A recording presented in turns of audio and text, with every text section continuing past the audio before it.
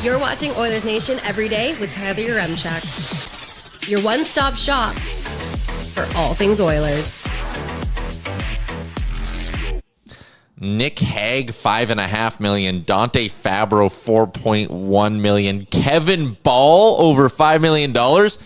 Maybe Darnell Nurse isn't overpaid anymore. Let's get into it with the lead. He's still overpaid, but the joke stands that it's going to be absolutely insane over the next 24 hours in the NHL. These GMs got money to spend, and they don't know how to spend it. Welcome into Oilers Nation Every Day. We are live from the Sports Closet studio. From jerseys to hats to the legendary foam finger, you'll find it all and more at the Sports Closet. The show is also a presentation of Bet365. Download the app today. Use the promo code NATION. Whatever the moment, it's never ordinary at Bet365. Tyler, Liam, Aaron, you, the listeners. Kevin Ball.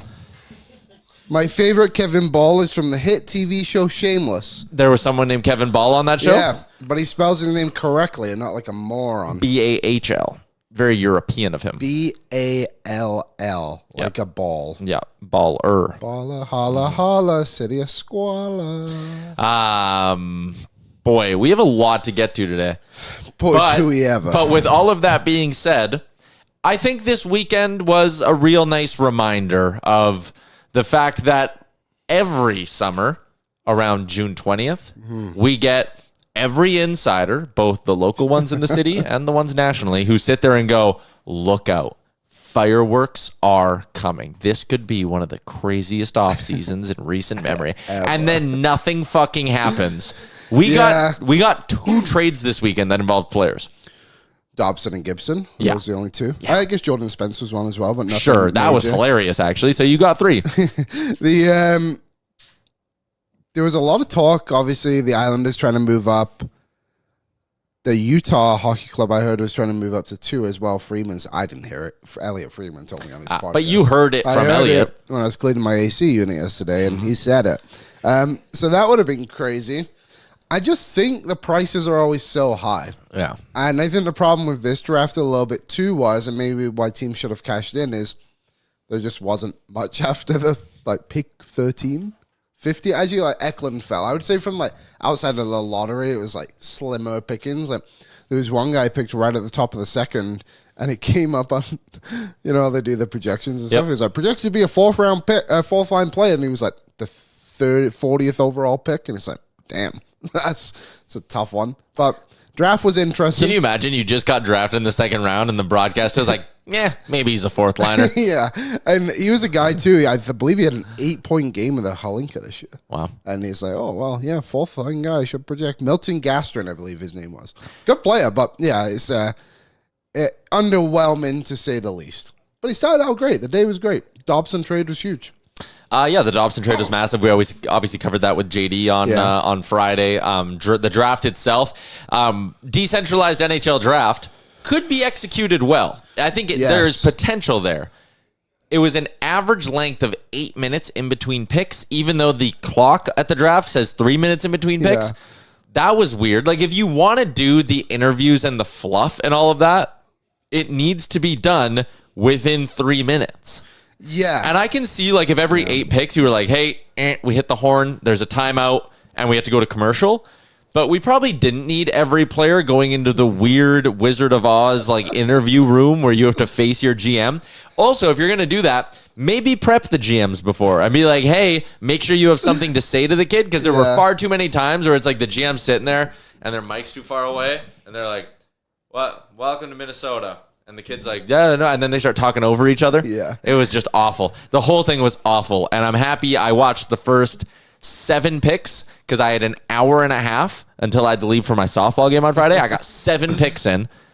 And then I was still able to go all the way to the Diamonds, which were a 40-minute drive. Nice. Get there, get set up for the only time for the groundskeeper to come and be your guys' game is canceled. The fields are too wet. And we're okay, great. It was damp on Friday. Yeah, then drove to a bar, had 3 beers. Amber drives home, by the way. 8th overall pick was named after that. And we had all our beers as a team, settled up our tab, got in the car. I was halfway home by the 32nd pick. I did all of that in 23 picks. I watched it all. You were glued to it. Must see TV. I love the draft. I really do. I'm very invested in it. It can be done in 2.5 hours. Totally. The NFL draft does it every single year. Yep. And the NBA draft as well. I think it was a huge overreaction by people being like, you can never do this again. So, well, no, like every other sport does it this way but the NHL. And they just got to tidy some things up. Like, I think a very easy one to do is like, hey, if you make a trade, you're on the clock. Like, yeah. Whatever time is left is your time left. So make that trade quickly. And also, too, they basically just do that in every round onwards. Like maybe even an extra minute, something like that. But they shouldn't get the full 3 minutes. Because you look at any others, like the Minnesota Wild have traded up for whatever pick. And the pick is in immediately. Mm-hmm. Why can't you just do that in the first round? You probably don't need to do a guest for every single player. No, you don't think so? You don't think these 18-year-olds are giving good quality, entertaining interviews? Just do it in the second round onwards. Well, like the NFL. Like basically every pick is like a fun thing, and that's what makes it memorable, and people like somewhat tune in, I guess. Just like have Bettman go with Bet and read every single pick. Yep. And move on. And like, again, you can do the interviews with the team and all that. And Gregor made this point this morning on the DFO Rundown, new episode wherever you get your podcast from. You can do that, record it, and then after the draft, put out the best ones. Yeah, totally. Like, Yaremchuk didn't know what the hell was going on. No, he did not. He was just pissed he got picked by Buffalo. Mm-hmm. Did you hear what his nickname was? Yeah, Mr. Cum. Don't even want to hear the explanation of it. All right, we got to keep rolling here. We got a lot going on today. Hart Levine, Puckpedia, founder of Puckpedia. He is the capologist. He's going to be joining me on our free agent special tomorrow. Actually, we should probably say that right now as well. So tomorrow, I'm going to be live. I'm hosting the Daily Face-Off Free Agency Special, 11 a.m. Eastern, 9 a.m. Mountain Time. The show's going to go for at least 3 hours. It's myself on a panel with Matt Barnaby and Carter Hutton. Jeff Merrick's going to be there. Nice. Colby Cohn, Johnny Lazarus, and Hart Levine from Puckpedia. We're going to have some special guests joining us throughout the day as well. Also, when I was at that bar, I ran into Tyler Mulick. I just remembered that as he popped up. Fun coincidence. Anywho, so I'm going to be doing the free agency show, if we're talking Mountain Time, from 9 till about noon tomorrow. It might run into this show, so I want everyone to listen real close so we don't get a bunch of texts and tweets. Tomorrow, our show starts at 1 o'clock Mountain, all right? 1 p.m. Mountain. Myself, Liam, whole thing.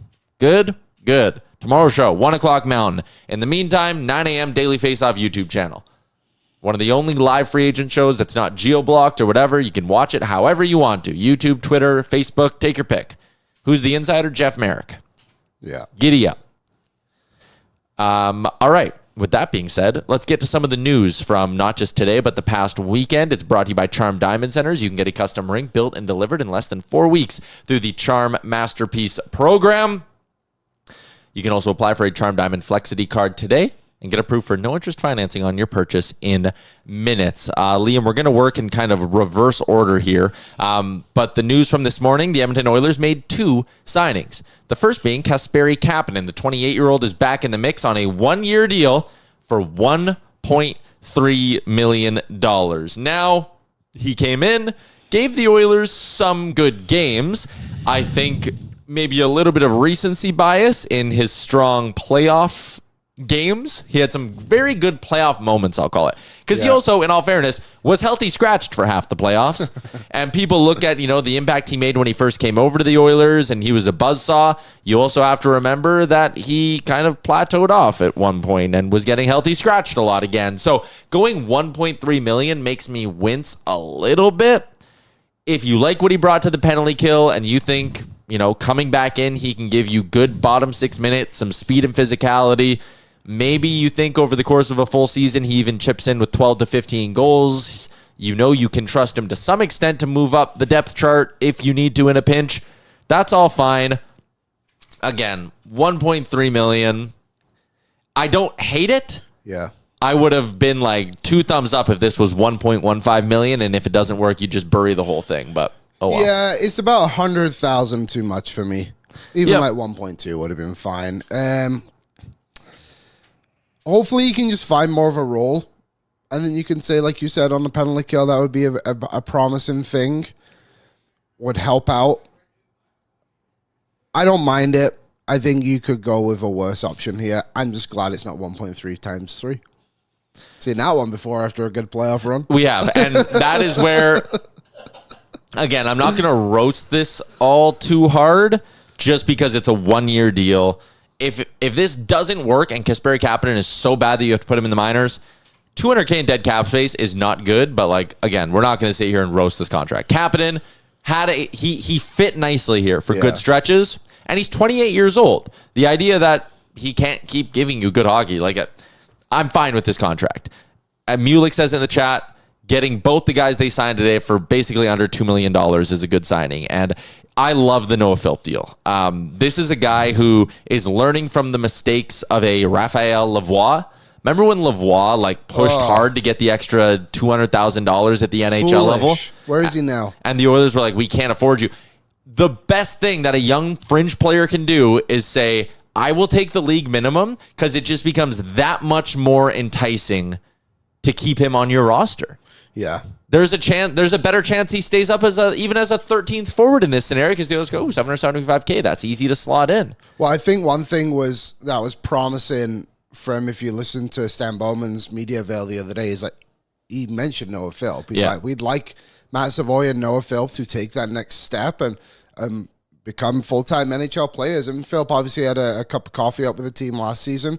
I think we all would have liked to have seen it extended a little bit longer, but I think this has got to be the year, because he's 27 now. Yeah. Yeah, so you really need him to take a push. But this is a good deal. Like you said, $775,000 for a guy that is probably going to provide a little bit for you on the penalty kill and can give you some 5-on-5, what would you call it, contributions as well in minimal time. If your fourth line, hypothetically, is Yaremchuk, Philp, and Kasperi Kapanen next season, pretty solid.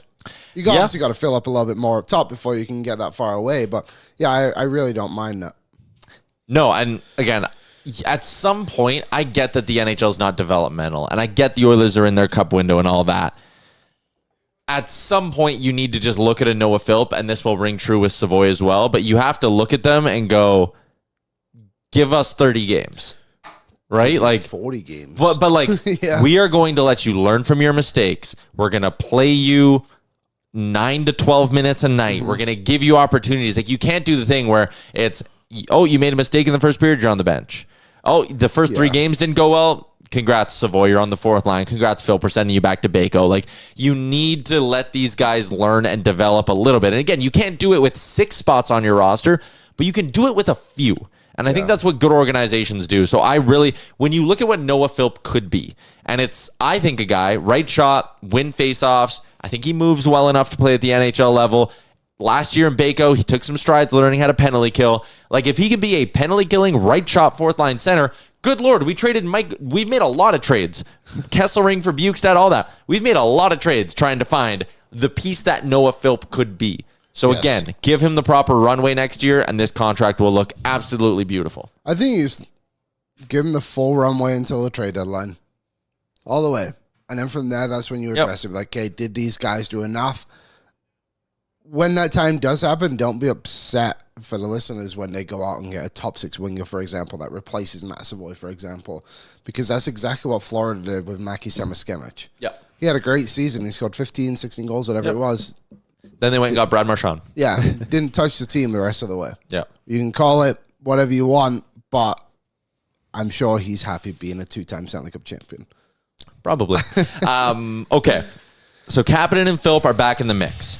Again, people, let's learn our lessons. If random accounts and stuff are saying deals are close, Darnell Nurse got traded to Pittsburgh 5 days ago, and everyone was losing their minds. Like, let's just wait here. There is nothing coming down the pipe that we're aware of right now. Things can change, and obviously the blink of an eye, but as of the moment, right now, no Bouchard extension, nothing like that. We're going to talk about some rumors in a little bit, but let's get to some of the other news from the weekend, because some of the extensions, Liam, that were handed out, special. I think I'm already starting to feel okay with the Trent Frederick deal. Do you know what it actually made me think of? And it made me want to have Brett Kulak on this team more next season. From stuff like obviously, I mean, Nick Hague. $5.5 million for a guy. Brett Kulak's a better player than him. Nick Hage's just big than him. So let me give you a few that have come down the pipe in the last couple of days. I mentioned Kevin Ball off the jump, 6 years by 5.35. Again, if you think Kevin Ball can turn into a, Vlad Gavrikov light for you, like a pure shutdown guy, whatever, then I applaud this deal. Again, defensemen like that, when they're 25 years old, can kind of go one of two ways.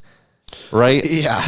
You're right. If you view him right now and you go, no, he's a good number 4 for us and we think he has room to grow, sure. Or he plateaus off and he becomes a third pairing guy that you're now paying too much money. So Kevin Ball, 6 by 5.35. That is a lot of money. Dante Fabro, 4 by 4.1. I really wanted the Oilers to pick him up last year. Him getting this contract, nice little bit of business, I actually think. He fit in well in Columbus. Blue Jackets are itching for more defensemen, so I like Dante Fabro at that number. The one that made me kind of okay with the Frederick deal was the fact that Morgan Geekie just got a 6 by 5.5 with the Boston Bruins. So Morgan Geekie's coming off a season where he scored 33 goals. 77 games. In his other 256 career games, he only has 39 goals. So what Morgan Geekie is the real Morgan Geekie here is what I ask. Is he the guy who scored 33 goals in 77 games while shooting 22%? Or is he the career 11% shooter coming into this year who gets you 7 to 12 goals a season? Which one is Morgan Geekie? I get guys can get better. He's 26 years old. You're buying on some upside here if you're Boston. $5.5 million over 6 years. Crazy bet to be making. Yeah, I think he's better than the 7 to 10 goal scorer that he was. I think he's probably more of a 20 to 25, like maybe 18 to 25, somewhere in that range. 33 goals, obviously an unbelievable season for him. You really wonder just what direction this Boston team is going because he's not a driver. You know what I mean? So I think he's a good player, but 6 years on a $5.5 million deal is can go one of two ways, really, can't it? He's going to be a very intriguing player this year, but you can totally see him falling off. Unless he had 17 the year before with Boston. So even if he regresses a little bit, I still think that deal isn't terrible, but I don't know. It's not. We're gonna look back at the summer and be like, damn, that was a terrible idea. Yep. Maybe Frederick's one of those deals too. Don't get me wrong, but at least you always didn't pay Frederick 5.5. Yeah, and that's what Chell said. You think Geekie is a gamble, but Frederick for 8 years isn't? No. And if you listen to the show, last year we called it a massive gamble, or last week we called it a massive gamble. It is a massive gamble. I'm saying every team is taking gambles right now, and and we're going to see it in the next day, there are going to be some teams who take gambles on guys who are making way more than $3.8 million. And they're going to age, and a lot of them are going to age like milk. I think guys like Kevin Ball, I think he's a good player. And he's just, again, like you said, so many of these teams are just going to take gambles. This is going to sound a bit wild. I feel like Kevin Ball and Nick Hague, you almost know what Nick Hague is because he's played a little bit longer. But Kevin Ball is still the bit of the unknown. He could just become Nick Hague as well. But and maybe that's why they were okay doing it because his floor is Nick Hague to some extent. Yeah. So there you go. And by the time the cap gets up and they're all in year 4, they'll probably be the lowest paid defenseman on their teams anyway. Yeah. Just one more thing on Morgan Geekie. So he scored 33 goals, and you're like, whoa, that's crazy. He also just racked up goals when the Bruins were terrible at the end of the year. Yeah. He scored 6 goals in his final 6 games, and in his last 14 games, he had 11 goals. So if you take out the final 14 games of the season, which I know is kind of unfair to the guy, but he had... That would be 19 goals in 63 games. Sorry, 22 goals in 63 games. Again, fine pace. 25-goal guy, I think, at his best. The other that was the extensions. Nick Hague was the other one. You obviously mentioned it a little bit there. 4 years by 5.5. The Hague deal, the Ball deal. I was just going to say on the Hague, because that was a sign and trade. Yeah. With Jeremy Lauzon and Colton Sissons, Vegas are going to... I know they're going to get Mitch Marner, and the Petrangelo thing is all going to happen. Whatever. They're going to be a very interesting team next season. Because, so, the CBA doesn't kick in, not next season, the year after, right? Is when it gets going. I just don't understand the vision. But I know they're going to figure it out because they're Vegas. But, Colton Sissons and Jeremy Lauzon are just guys. But they're cheap guys, Liam.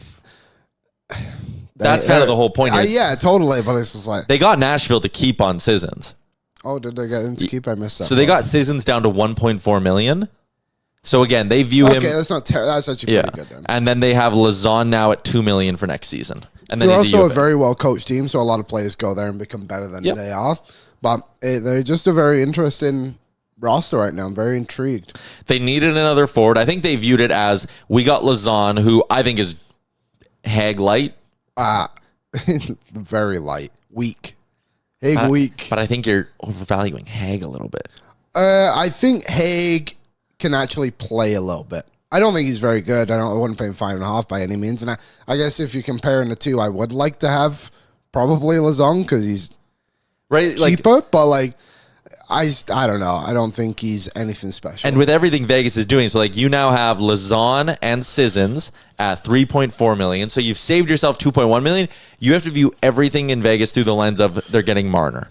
This is a piece to Marner. It's a piece to Marner, right? Someone in the chat goes, they have to investigate this Petrangelo thing. Shuda says Petrangelo and LTIR is a joke. Alex Petrangelo is probably never playing hockey again. Yeah, I totally get it too. But I get the frustration, but like this is a Hall of Fame career that's I think we're watching it end right now. He also didn't go to the Hockey Four Nations. Yeah, because he said he was injured. He's had surgery recently. Like I just don't know. I just really don't think it's anything that's under the radar. I think the reason they can go for it is because they know Petrangelo is so banged up.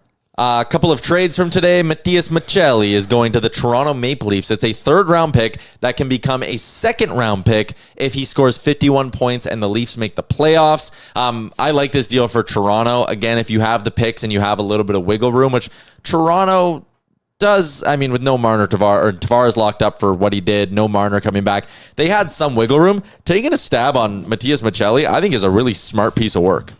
I would have liked to see the Oilers try to take a stab on him. Yeah, the price is pretty low on it as well, so it's hard to not think that he's worth the risk for them. And like, he's not Marner, but at least you're able to replace a bit of the offensive instincts in your top lineup instead of having to overpay for someone on a free agency day. It's a really good pickup. And when you have skilled forwards, like he might click with Matthews, he might click with Nylander, and then there's a lot of upside here. If not, you're just doing what Utah did, and it's like, hey, man, you're a third-line winger. Try to create some offense for us in your 13 minutes a night. Like, Maccelli's a good player. Yeah, he is a good player. It's surprising it didn't work out for him in Utah the second season. You know, he's not Italian. No, and he's also not American. No, he's Finnish, which is wild. Yeah. Makes no sense. Glenn Gulletson is likely getting the Dallas Stars job. The Oilers, all of their assistant coaches have, I believe all of them across the board, they said, have their contracts expire on tomorrow. Yeah, yes. The Oilers. Yeah. And Gulletson, again, sounds like he's going to be the next head coach of the Dallas Stars. Very weird to see a guy go back to an organization he was already the head coach of when he had no success there. He was the Stars head coach for 2 years. They missed the playoffs both years and fired him. By Jim Nill. By Jim Nill. And now he's going back. But again, he went away, had the Calgary stint, had a lot of other assistant coaching jobs, was in Edmonton for a long time. So I think they're just banking on him having learned some lessons, and they believe in him as a coach. Good for Gully. Yeah, I think a big reason for this is his relationship with the star players, not the Stars players. But obviously things seemed a little bit damaged there with Jason Robertson was underperforming in the playoffs. I know he was injured, but when he came back into the Oilers, he still wasn't great. Jake Ottinger being another one who was completely thrown under the bus. Pete DeBoer saying the coach can't score the goals. Like, I feel like this is a move of like a gamble for sure, but also they know he's a good guy. And he's going to bring a bit more like stability to the morale of the team, which I think is just important for the Stars. Or it'll completely fall off the rails and his track record as a head coach will continue and the Stars won't be that good. Yeah, one of the two. I think it's more likely he'll have some success because that team's good. The Edmonton Oilers had 5 picks in the 2025 NHL draft. Here they are. I'm coming to you for the analysis after. Okay.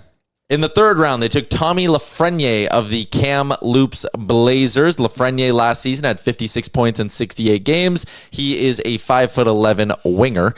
David Lewandowski from the Saskatoon Blades is a German-born defenseman who actually put up some pretty solid offensive numbers in Saskatoon at the Dub last year. Asher Barnett from the U.S. National Development Team.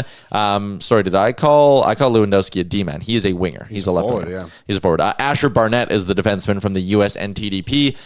Daniel Salonen is a goalie from Lukko in the Finnish Junior League. Not a lot of publicly available numbers on him. And then Aiden Park from the Green Bay Gamblers, who I believe is going to the WHL next season to play for the Michigan. Oh, he's going to Michigan. Yeah.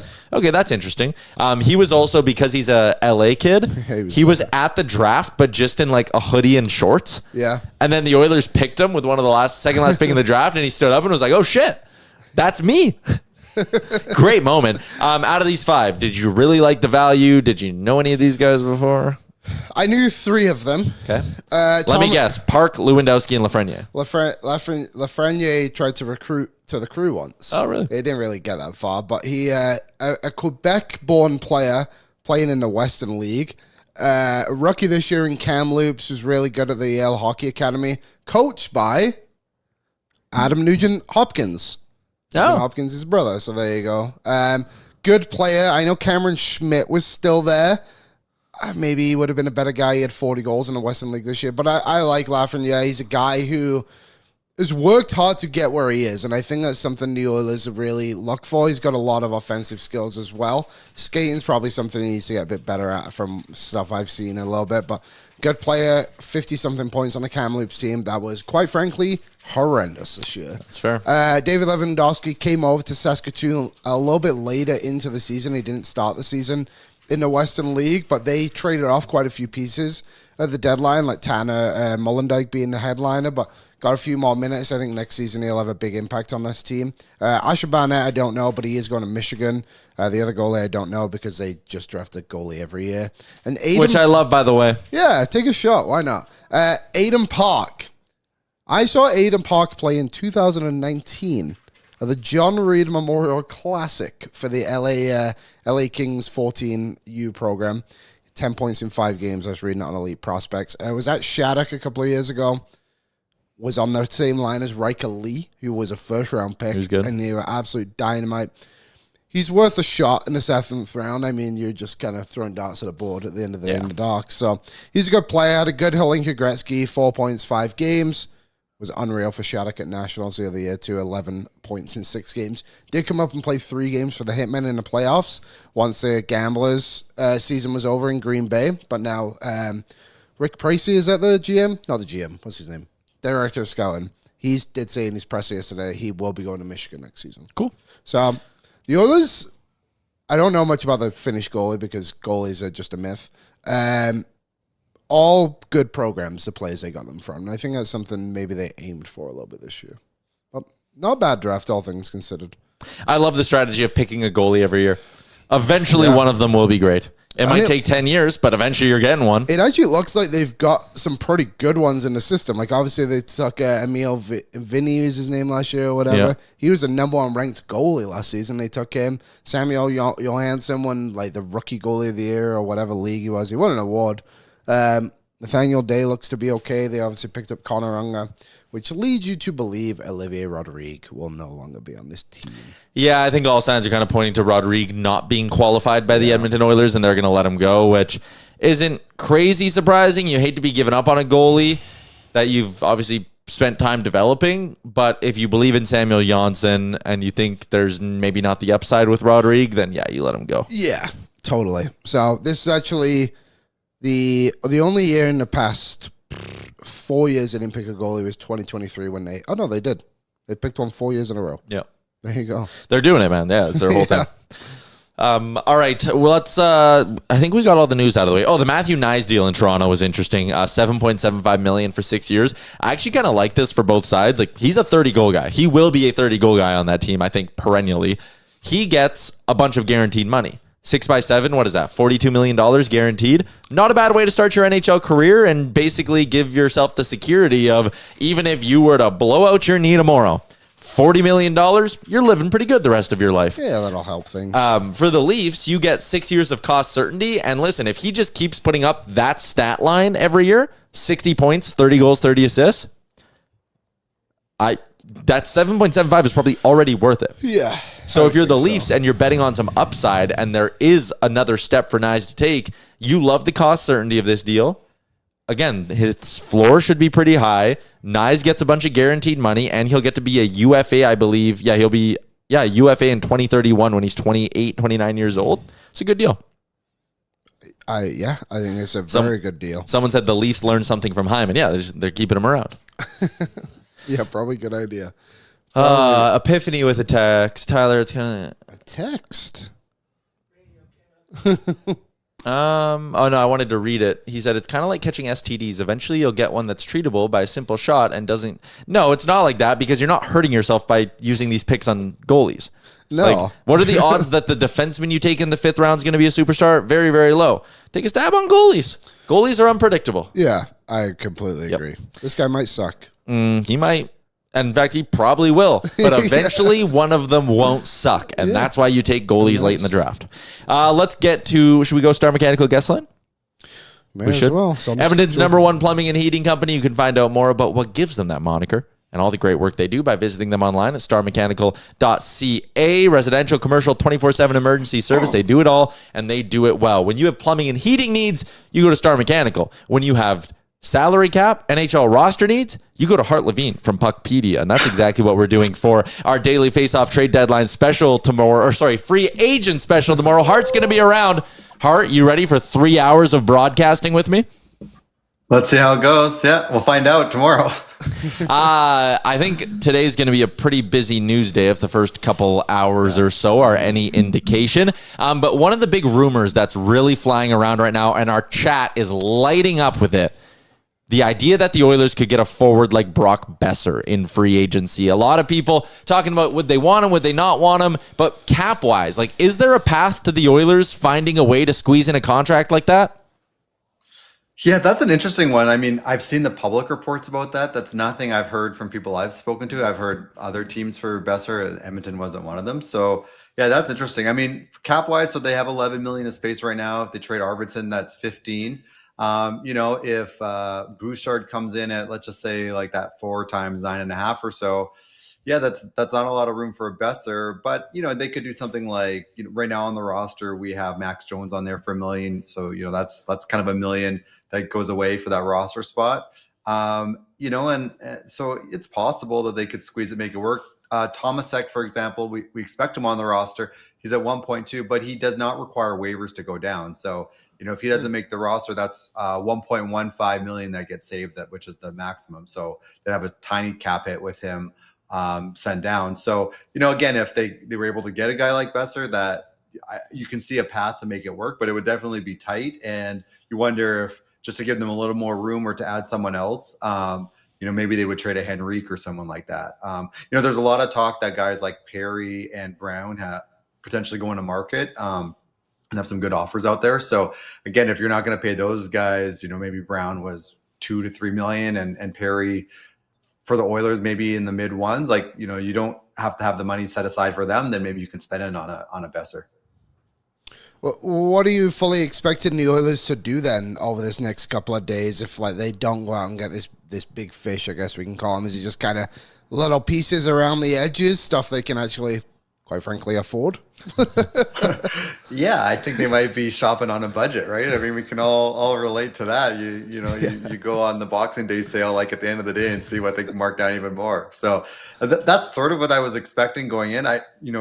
Sure, it would be nice for them to get a goalie. I mean, really, the only goalie that seems like a potential upgrade over their current tandem is a Jake Allen. I mean, any other guys that are out there as UFAs, are they even better than Pickard, let alone Skinner? So, again, maybe there's someone on the trade market that we're not seeing. But yeah, it seems probably nibbling around the edges, and then maybe they're going to hang around in the summer and see if teams that struck out or couldn't get things done, maybe there's then someone else that comes available. And you could see, I mean, like last year, there was some talk about Skinner and a little bit of Arvidsson, but they weren't like completely linked to them before free agency. So you could see like a guy like that maybe comes through, in that $2 to $3 million range. We're also at 5 p.m. today, we're going to see who was not qualified. And there's always some interesting guys, restricted free agents that don't get qualified, that get added suddenly last minute to the UFA pile.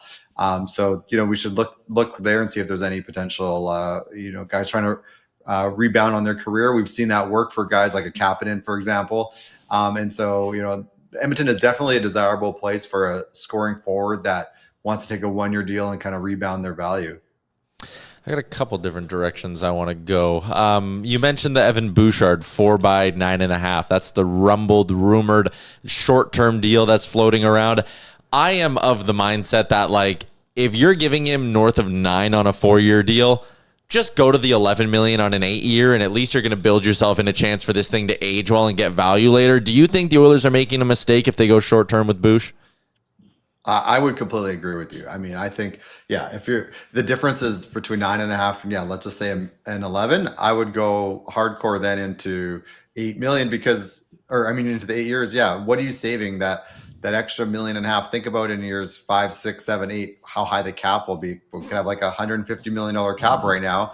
And even if he's the same player, you're talking like a 15 million cap it potentially, right? Yeah. So unless they're just, maybe it's mutual, like maybe they don't want to commit that long term to, maybe they think in his early 30s he won't age as well. That would be the only reason to think that it's worth going to 4 years, because I don't think the cap savings alone on the short term is worth that risk down the road. But I guess, like, let's say McDavid only signs a 3 or 4 year deal.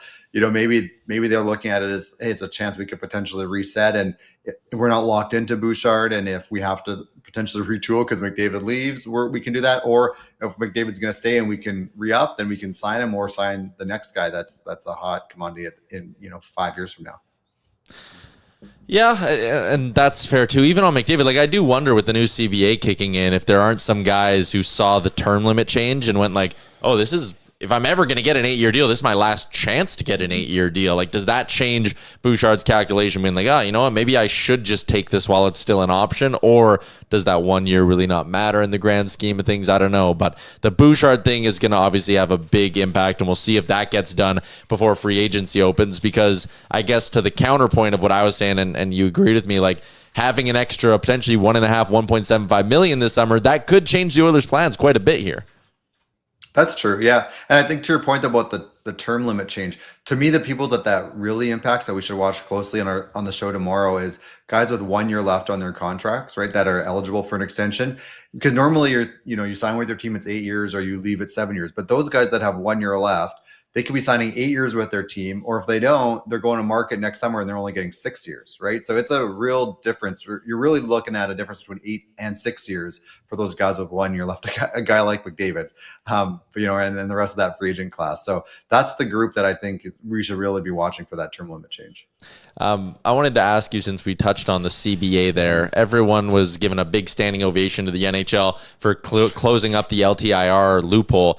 I'm worried, and I tweeted this the other day, I'm worried this might have some unintended consequences. I think doing that, losing out on the double retention, teams are going to have way less money and now way less ability to get creative at the deadline. I think the NHL might have just killed the trade deadline. I agree. I mean, the double retention one was like a shocker. And I was sitting with some agents at the draft when it came out, and the reaction was like F-bombs, like, why? Like, who wanted this, right? And then check with some teams, and they're like, I don't know, we didn't really want this either. Like, no one really saw that one coming. I think that would definitely kill some action. Yeah, and then the LTIR rules, it's interesting. Like, we have to see all the fine print still, because we don't know exactly how it's going to work. But it's the combination of less relief during the regular season, where potentially, unless the player is going to be out for the playoffs too, you only get the average salary worth of their relief. So to call that like 4.8, maybe it'll get up to 5 million instead of, if it's a guy that's got a bigger cap hit. I don't mind that one, because to me, that was part of the problem, is there was such a benefit to teams having players in LTIR. If you lowered it, the benefit in the regular season, then it would be like less of an advantage than in the playoffs. So my private campaign to people that wanted to hear was to just do something like that, lower the benefit in the regular season. But then when you combine that with the LTI or the playoff LTIR cap, where basically it's just the 20-man roster, yeah, that could have a real chilling effect. And we still need to figure out, like, it's a 20-man roster, but if you acquire a guy at the trade deadline, normally he only is at just over 20% of his cap hit for you, but is that what's charged in that playoff cap number, or is it his full amount? Like, there's still a lot to figure out. So, I'm seeing the little crumbs. I can't wait for the full MOU to dig in and see what that will look like. But I agree, Tyler. I think this is not great for trade deadline action.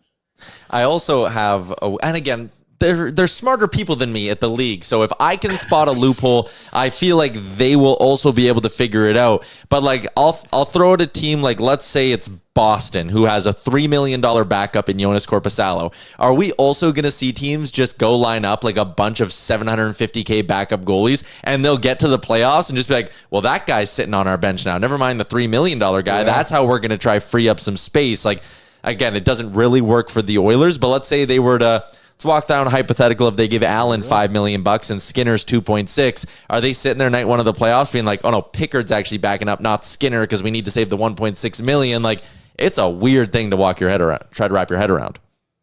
Yeah, I mean, you're right. It adds a whole other level of complexity. You know, for the site on Puckpedia, it's kind of nice on the last regular season day. It's like, great, no more worrying about like the transactions and the rosters and the salary cap. We can kind of actually just like watch the playoffs and enjoy hockey and not worry like what's happening with the transaction.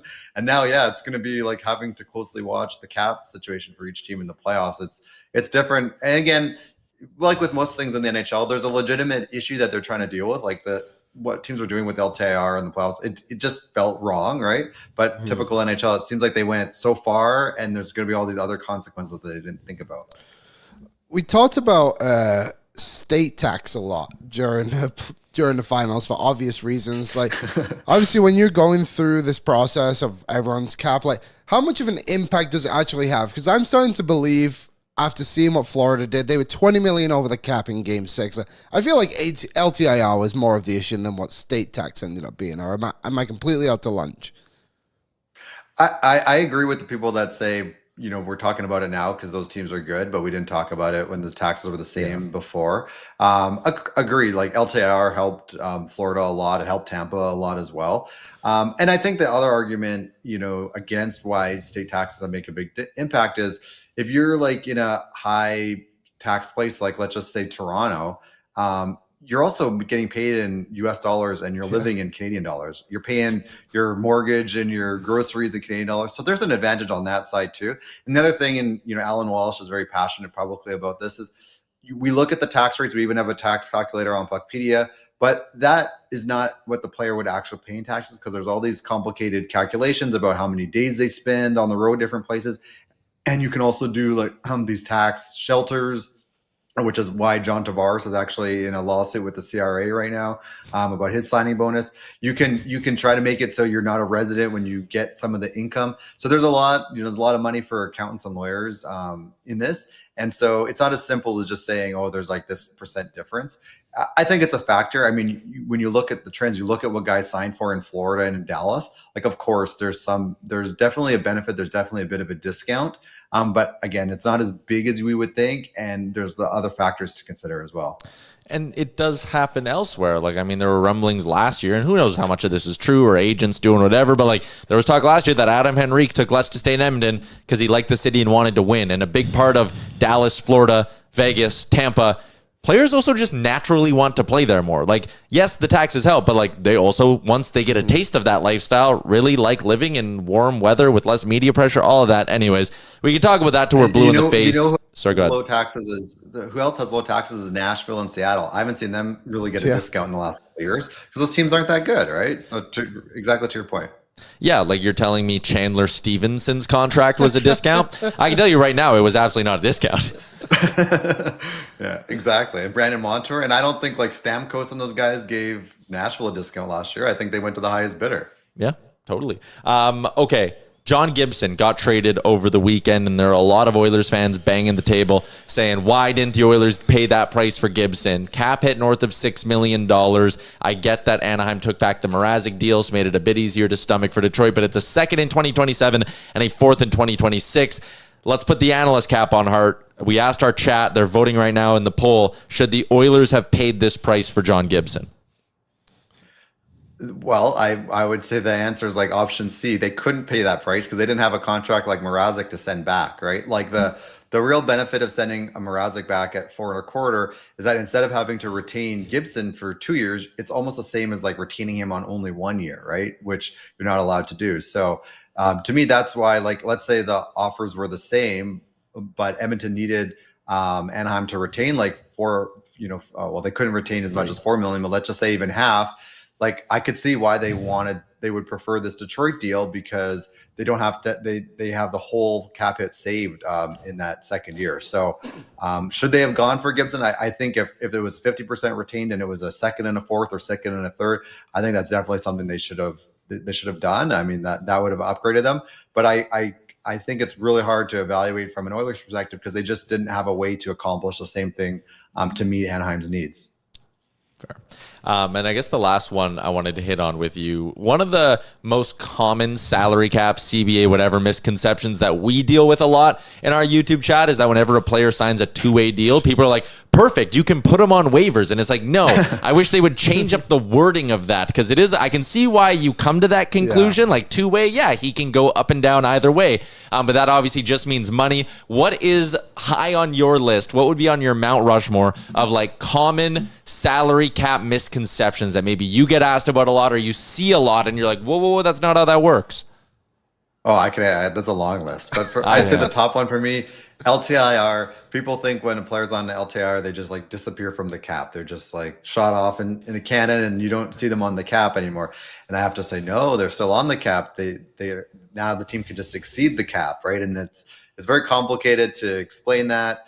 And teams just want to see, like Carey Price, just take him off the Habs cap. Well, it doesn't work like that. That's why we might actually see a Carey Price trade at some point because it's not easy to juggle having a guy on LTIR. So that would be my vote in the poll is that misconception that LTIR just takes the guy away.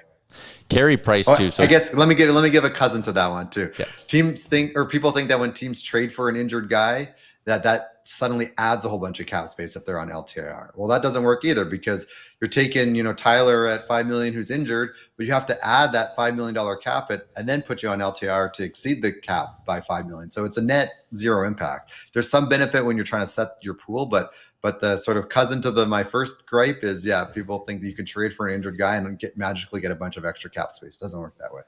Yeah, so like Carey Price, he's due a $5.5 million signing bonus, I believe, on July 1. Like there's a world where Montreal pays that, and then you have a team go, we'll take that cap it because we're already in LTIR. We'll do an asset swap. But if it was like truly you get $10.5 million in cap space by acquiring Carey Price, Montreal would get a haul for him. Someone would be dying to get that, but that, again, is not how it works. Yeah, his bonus is actually September 1st. So I could see that coming like around training camp. Yeah, because after his bonus is paid out, he only has a $2 million salary with a $10.5 million cap hit. So look at how many teams have to get to the floor or have just so much money to spend. Like you don't think San Jose would be interested in, paying $2 million for a $10.5 million cap hit? Or maybe if Montreal's willing to add an asset, like a team like Chicago that could accumulate assets. So I actually think that Montreal's going to be motivated to move him, I think it's a pretty movable contract after his bonus is paid out.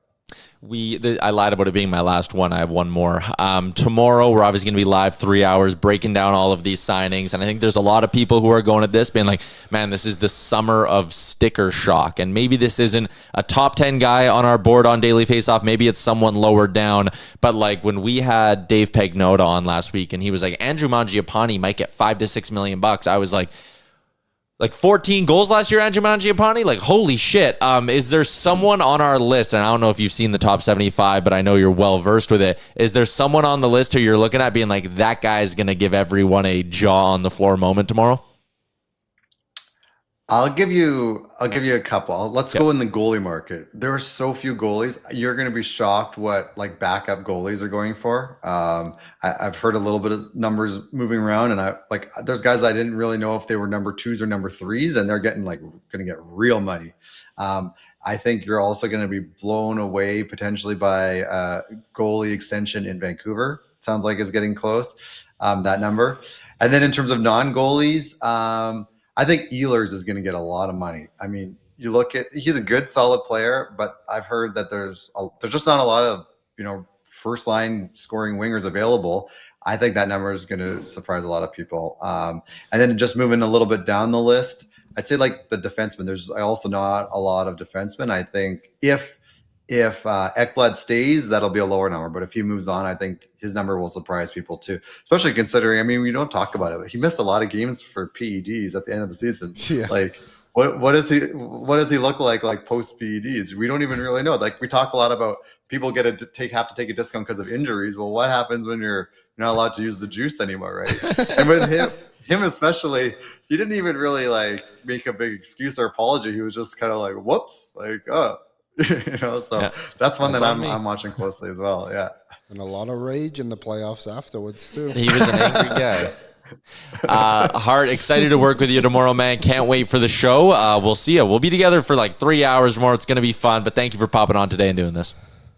Thanks for having me. Looking forward to it. There you go. Hart Levine, founder, puckpedia.com, your #1 salary cap resource. He mentioned some of the tools like the tax calculator and stuff. Great stuff. It's also when we flash up our mock rosters, we're always using his My GM tool.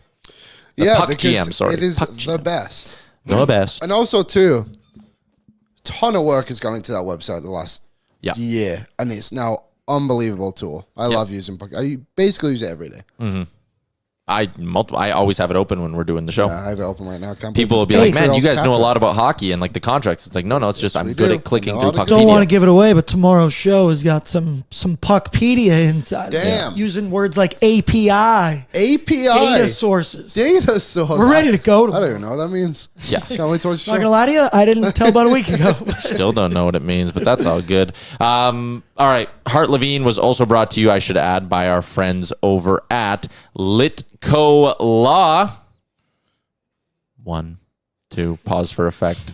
Litco Law. Litco Law. Plays for Team U. When employers cross the line, Litco Law is here to referee. If you've been fired without cause, pushed out of your job, or treated unfairly at work, a good employment lawyer can help. Call for backup so you can defend your rights to make sure you get what you're owed. Go to litcolaw.com and book your free consult today. Free? Your hard work deserves what's fair. Level the playing field. Visit litcolaw.com. All right, what's going on in the YouTube chat? Nonsense. Chaos today. It's very interesting. If I was running a crypto scam, I would target some people in our YouTube chat. You guys will believe anything. 11 to 12 million for Thatcher Demko? Sure. Make him the highest paid goalie in NHL history coming off an injury? Absolutely. That'll happen. 35 games next year. Yeah. I do believe he's going to resign. All indications. He's not getting $11 to $12 million. No. Maybe on the whole deal. I think it's probably closer to 8. I could see him, I could see him getting 2 by 6. But, why would they sign him for 2 years? If he goes... I mean, if we were Demko, you'd want at least 4. Yeah. Oh, speaking of rumors that I never believed for a second, George Larocque stepping up and being like, Crosby's not playing in Pittsburgh anymore. And I know. Everyone believed it. Georges, love ya. Folks, if you're going to George Larocque for your rumors. What are we doing? Come on. Depressed Canadian drops in a super chat, $10. If Demko resigns, is it worth going for Shelovs? No.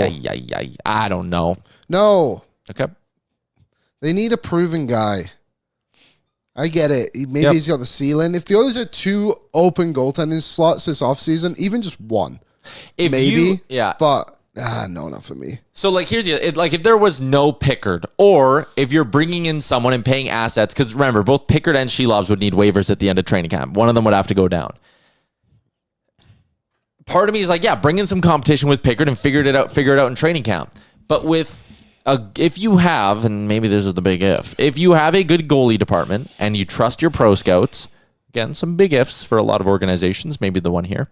But if you trust your pro scouts, what are you going to learn in a 2-week training camp that you can't figure out right now? Yeah. So, no, don't just go sign Anton Forsberg for $2 million unless you are convinced he's going to be a legit 1A, 1B option with Skinner, right?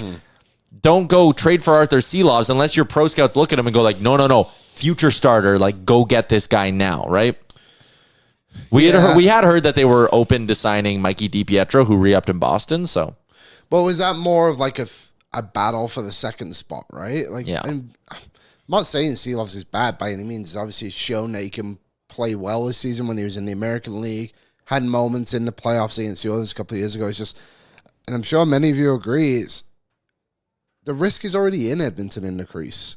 They don't need to go out and do it again. I'd rather they go out and try and acquire someone of a better quality. And I don't know who that is necessarily, but the free agent market is just makes me very uncomfortable about what could happen.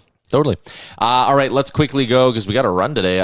Let's go Sherwood Ford Giant question. We put the poll in the YouTube chat. It's brought to you by Sherwood Ford the Giant Nation Valet Service, right in the heart of Sherwood Park. SherwoodFord.ca. Nation Valet Service ensures you never have to visit the dealership again for your routine car maintenance. Should the Oilers have paid the second, fourth for John Gibson? Let's even say Arvidsson was the contract going back the other way. Would you have done Arvidsson a second and a fourth for Gibson? 75% of the chat says no. Well, I think one thing's important to note is after this trade was made, it was a few reporters that said that like, they actually didn't want to retain at all. So yeah. I think that's an important context in this. Arvidsson's second and a fourth. I mean, I think Arvidsson holds more value than Mrazek. Something similar, I probably would have. Yeah. He's a good goalie, I'm a bit on the edge, but I'm leaning more. Yes, I would have. He's obviously an upgrade on one of your two goalies. Has the potential to be the best goalie on your team. I just wouldn't have sacrificed Skinner in that deal. No. I wouldn't have either. And I think they had questions maybe about. I think they maybe had questions about Gibson being open to playing in a tandem with Skinner because that was talked about. Yeah, I do too. But I think, yes, if you just want to ask me the deal, if it was something based around Arvidsson, a couple picks here and there, whatever else you can figure out, I'd probably lean yes. Because then you're only adding $2.5 million to your cap. It's kind of whatever, isn't it? Yeah. Would you have done it? Bit of both? The deal to me is fine. Like, that's a fine return. Yeah. I just don't think John Gibson's the answer. So, no, I wouldn't have done it. I don't think he's not the answer. And I know I've been very anti-Gibson, so maybe this is out of character. I just I'm looking at everything and just like... That's not a crazy price to pay if you think you've solved your goaltending, but they must have not think that it would solve their goaltending. I think that what Hart said, option C, they couldn't afford him. Yeah, that too. Like I think cap-wise, it just made it really tough. Or they could afford something that size, salary cap-wise, and they don't want to spend on a goalie. Yeah. Yeah, it's going to be very interesting to see tomorrow. They're linked with like two players, and they're half linked with both of them being Mangiapane and Besser. I know. No one else. People have mentioned the blue line. Bowman again said he's like, we're not interested. Yeah. He also said, which made me love it, he's like, Ekholm was 100% healthy. That's concerning. And he followed it up. He's like, it was clear like he couldn't keep up with the pace of the game, which maybe should have been recognized, but I wish he almost would have said, he wasn't 100% healthy. Cover him up a little bit. Yep. Okay. Couple more things. First off, YouTube chat's brought to you by Odd Company Brewing and the Nation Beer Everyday Lager. Find one of their two locations, either Ritchie or downtown, Happy Beer Street. Great spot in Edmonton. Odd Company Brewing, their patio, one of the best. Try the pizza. It's very, very good. Let's wrap up for Bet365. Download the app today. Use the promo code NATION. Whatever the moment, it's never ordinary at Bet365. The one hockey market that we're tracking is the odds on who will be the Oilers' starting goalie next season. Yes. Last time we checked in, so here are the names who are on the board. Game one. Have we changed around a little bit? Names are still the same. So you have Skinner as the leader at plus 110. Jake Allen is now down to plus 375. Pickard 16-1. Then you got Alex Lyon, Ilya Samsonov, Tristan Jarry, and Joseph Wall. Any other player is plus 160 with Gibson off the board. He was any other goalie was plus 400 last week. So it's not quite a pick 'em between Skinner and any other goalie, but it's kind of getting to Skinner versus the field kind of thing here. I think I would take I'd take Skinner still plus 110. I'll take that juice. I think he's got like a 65% chance of being the starter next season. I think he's here next season, unless they're able to get like a Sorokin or a Swayman. Yeah, Sorokin seems more likely than what a Swayman would be, but the other player would be basically the way they are. Honestly, I would have Pickard ahead of Allen too. Yep. Just because if they just keep him the same as Skinner gets injured in training camp, all of a sudden Calvin Pickard's right there for the taking. Someone said you are not affording Besser. Well, let me just walk you through it here. You can, God, this pisses me off when people are like, you don't have the assets for these guys. It's like, they actually do. There's ways to get around it. And we did talk about, again, quit dicking around with $2 to $3 million free agents and we'll take some shots next to Leon and Connor. You kind of lost to Florida because you didn't have enough difference makers. Yes. Brock Besser, 25 goals in 75 games in a down season. He has scored 40 goals in the NHL. He's had some up and down seasons, but like he could probably score 40 goals in Edmonton. 25 goals, 9 of them were on the power play. When he scored 40 goals, 16 of them were on the power play. He is a right shot, which, I mean, putting him on that Nuge side of the power play could give the power play a little bit of a boost.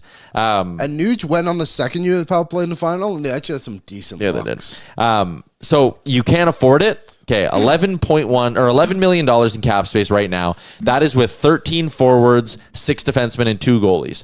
So once you sign Bouchard, you will have a totally full roster with $1 million remaining in cap space. But as Hart said, you could go with 12 forwards over the 13 they have. So let's say you put Max Jones down. Now you're up to $2 million. And then you swap, let's call it Tomasek for Philp.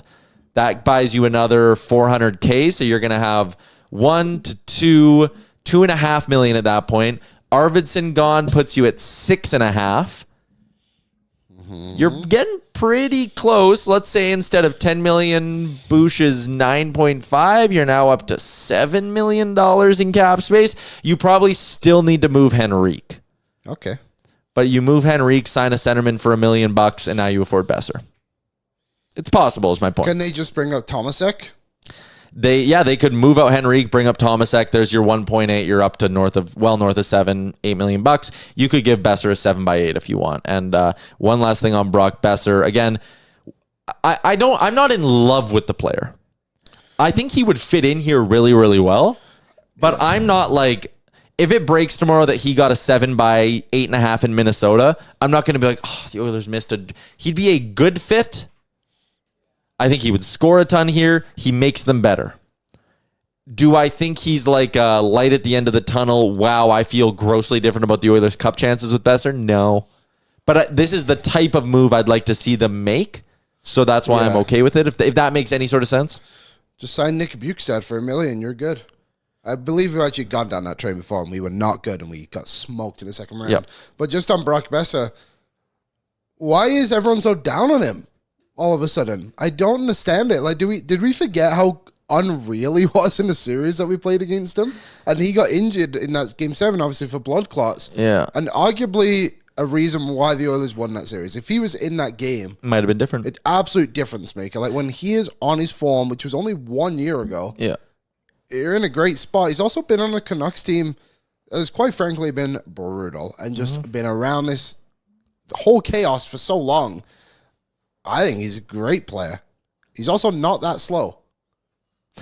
I think where the concern is when you look at his 5-on-5 scoring, it's not really there. Like 5-on-5 goals the last 3 years. I'll just take power play goals out of the equation because then it's less math for me. So take power play goals out of the equation. Brock Besser, this past season, had 16 goals in 75 games. Year before that, he had 24 goals. Year before that, he had 12. So 16, 24, and 12. That's a pretty big gap when we talk about even strength scoring here. So, again, I think he could score 35-plus goals in Edmonton. You're paying for it. 16, 24, and 12? Yeah. I wonder how much like someone like Elias Pettersson not being great has done that. Probably, yeah. He's not a play driver. He's a goal scorer. And he'll have an elite centerman if he's in Edmonton, which is why I'd be okay with the signing. I would be too. Okay. You really need a goal scorer. Yeah. Okay, I think that's a wrap. Tomorrow, free agent show. Tune in on Daily Faceoff. You'll get my live reaction to not just what the Oilers do, but what everyone does, and giddy up. How exciting. I will do videos on our YouTube to keep you in the zone when we sign Brock Besser and Laurent Brossoit. Chris trade for Laurent Brossoit? Sure. I am so curious about this goalie stuff. Oh, me too, man. Me too. All right. I think that's a wrap on today's edition of the show. Everybody in the YouTube, great stuff. Remember, we're starting the show an hour later tomorrow, 1 o'clock, with myself, Liam, and Aaron. But in the meantime, enjoy the Daily Face-Off live free agent special. Second time today I said that. Jesus. Enjoy the rest of your Monday, everybody. Enjoy the nice weather that we're having, and we'll see you all right back here tomorrow, 1 o'clock Mountain. Oil up.